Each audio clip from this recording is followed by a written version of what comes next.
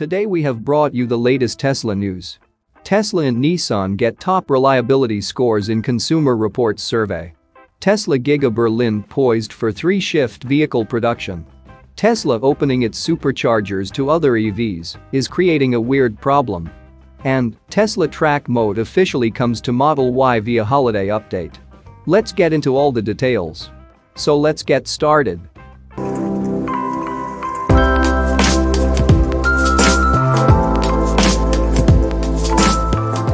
Tesla and Nissan stand the test of time when it comes to reliability. Consumer Reports gathered data from numerous surveys to see which electric vehicles were the most reliable, and Tesla and Nissan stood out.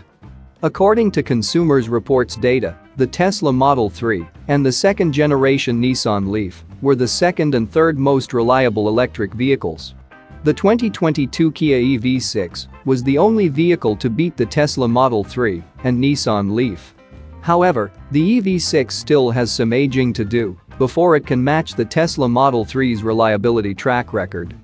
Consumer Reports also noted that electric vehicles do not yield strong reliability scores compared to gasoline engines. It stated that in theory, EVs should be more reliable than gasoline engines. After all, electric vehicles have fewer parts because they don't have transmissions, ignition and fuel systems, valve trains, and other elements found in fossil fuel cars. They also don't require oil, spark plugs, or transmission fluid. Hard work, patience, and experience culminated in the strong reliability of the Tesla Model 3 and Nissan Leaf. Unlike other electric vehicles on the market, users report fewer problems with the Tesla Model 3 and second-generation Nissan Leaf.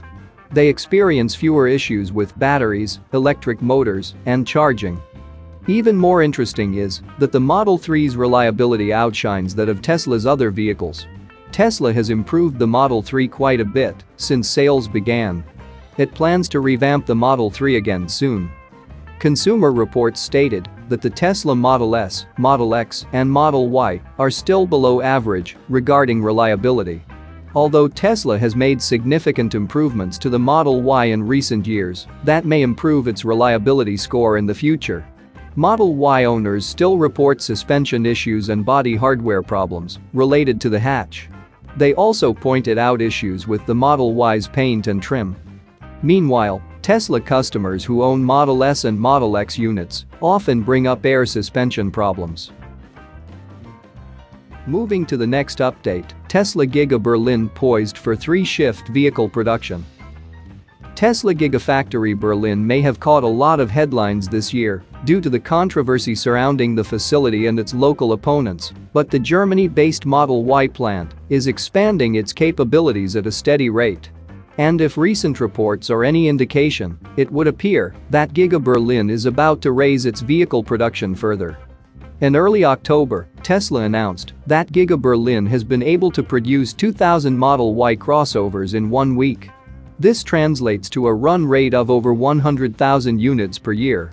Such numbers are impressive for the young facility, but it is also notably lower than the output of Tesla's other facilities, such as Gigafactory Shanghai in China and the Fremont factory in California. As per a report from Markische Durchsichtung, Tesla's Germany-based factory is currently preparing to adopt a three-shift operation. The new system is reportedly going to start on December 16. The shifts will reportedly start at 6 a.m., at 2 p.m., and at 10 p.m. respectively. With such a system in place, Model Y production could continue around the clock in Giga Berlin. With its third shift of workers, Giga Berlin is expected to produce substantially more Model Y units than the 2,000 per week reported by the company in October. Insiders have estimated that Giga Berlin is likely at about 3,000 vehicles per week for now. Industry publication Tesla Mag estimates that the facility could reach an output of about 4,500 vehicles per week with a three-shift system, assuming that the factory only produces cars on weekdays. While the idea of Giga Berlin reaching 5,000 cars per week before the end of 2022 sounds a bit ambitious at this stage, the electric vehicle maker could simply push the facility in the closing days of the month to hit its self-imposed target. Tesla had adopted similar strategies in the past particularly when the company was pushing towards its target of 5,000 Model 3 per week at the Fremont factory back in Q2 2018. Estimates currently suggest that Giga Berlin employs over 7,500 people for now, though the company is still looking to increase its headcount. For its current stage, Giga Berlin is reportedly looking to employ up to 12,000 people. Moving to the next update, Tesla opening its Superchargers to other EVs is creating a weird problem. Tesla opening its supercharger network to non-Tesla electric vehicles is creating a weird problem that results in making some charging stalls useless. Over the last year, Tesla has been working to open its supercharger network to non-Tesla electric vehicles. In Europe, Tesla has already opened hundreds of stations in most countries it operates in. The automaker indicated that it planned to do the same by the end of the year in North America, but it has yet to do it. However, Tesla hasn't opened all its supercharger stations in Europe, as it is still testing the impact of more EVs on its charging network.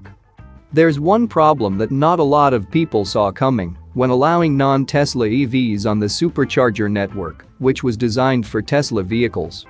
It is perfectly illustrated in this video, posted to the Tesla subreddit recently.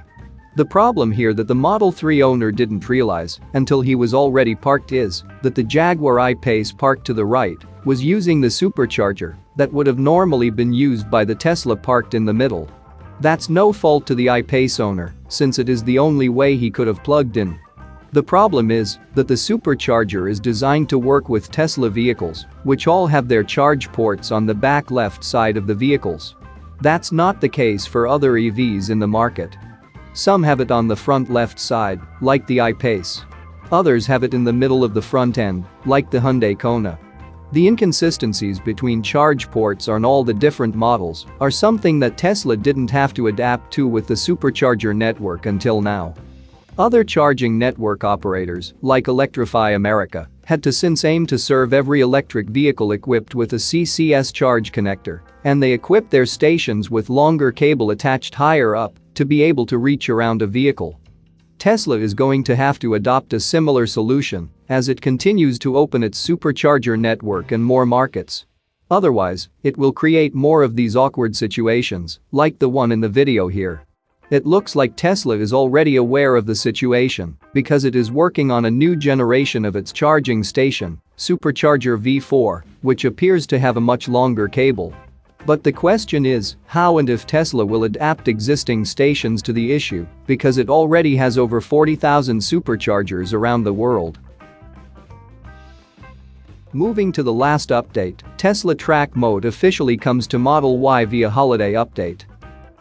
With the Tesla Holiday Update, the automaker is finally bringing Track Mode to the Model Y performance and a set of new capabilities. Tesla Model Y owners have literally been asking for Track Mode for years. The software available on the Tesla Model 3 counterpart brings some fantastic features that make the vehicle an ideal electric track toy. Now that functionality has finally been made available on the Model Y via Tesla's Holiday software update.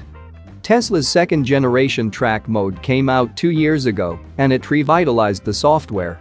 It allows the driver to make up to 20 track mode profiles, and each can have custom settings for handling balance, stability assist, regenerative braking, post-drive cooling, and compressor overclocking. On top of that, it gives the driver a new level of analysis via the car's onboard accelerometer data, battery, motor, brake, tire data, and even GPS-based track timing.